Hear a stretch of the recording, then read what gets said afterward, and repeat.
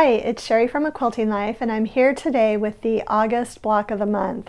The August block is a really cute block with 4 little houses, and I love house blocks. This one has kind of a fun little detail that I added in, and I have some great tips about pressing, especially when you're making the smaller size. So let's go ahead and get started.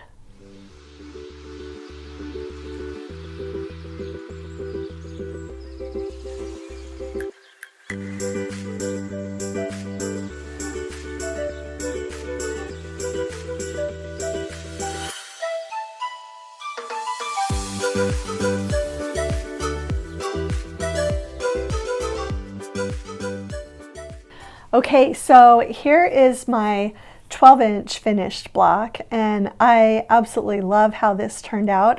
As I mentioned in the intro, I did add like this little trim piece to all the houses, and I thought that was just a really fun little accent. I did the roof and the body of the house in the same fabric on all of them, just to kind of give it more cohesiveness, especially since I was breaking it up with this little trim piece and also with a different fabric for the doors. And I'll show you on the back, those trim pieces, if you kind of lay out your blocks when you're putting them together, I pressed 2 of them out and 2 of them in, as you can see here, so that those seams would nest right together when I was sewing those together. So just kind of before you do the pressing on this section, the trim piece, just decide how you're going to lay out your blocks so that you can press 2 one way and 2 out and 2 in. And nothing else really matters as far as lining up the seams and nesting. So I pressed all of these into the door, but they just as easily could have gone out to the sides, and then press the flying geese units just the standard way. So I am going to show you a couple things also with my small version. Oh, also from the large version, you're going to have 2 extra pieces from doing these flying geese units that are a really nice size half square triangle. So if you want to save those, you'll definitely be able to use them for something else. So I did save those. And I did use the Block Lock 3x6 finished flying geese for these roof sections, and for the small little house block I used the 1.5x3 finished Block Lock. One more thing I want to tell you before you start. These pieces are very small for the small block. If you don't want to make the 4 tiny little houses, you could just make 1 house for your 6-inch for the smaller version. 1 house is going to equal 4 of these houses. So, but I just wanted to show you quickly on the house blocks, there wasn't any way. You notice here that I pressed some of these out and some in. When I went to make the small ones, they've either got, these 2 seams either have to go down or up, so that those will nest and not have unnecessary bulk there. So the same thing, if you're making the 4 tiny houses, lay them out, and you're going to put, for 2 of the blocks, you're going to press the seams down, and the other 2 press the seams up.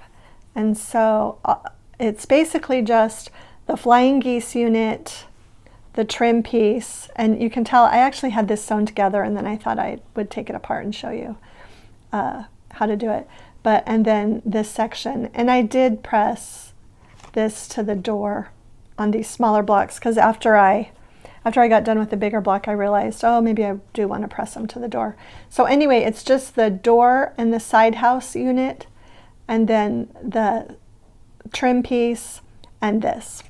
Okay, so I ran over to the sewing machine and sewed the little block together, and I thought of a couple more things that I wanted to point out to you.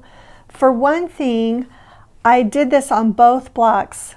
I pressed these center seams between the pair, the top pair and the bottom pair.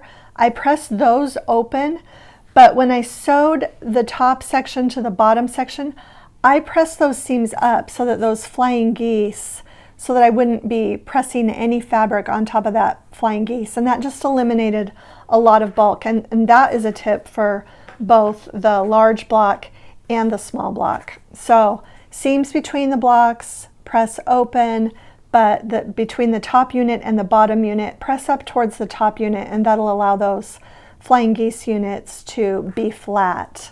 So anyway, that's it for the August block of the month. So I hope you'll enjoy making these blocks. I thought they were super fun to make this month. Okay, so those are all of my tips and tricks for the August block of the month. Remember that you can get the free PDF pattern download from my blog. There is a link in the description below, and you can still get all of the other 2021 block patterns if you're just joining in and want to go back and catch up on those. I hope that if you like this video, you'll share it with a friend, hit the subscribe button and the like button, and thanks so much for stopping by.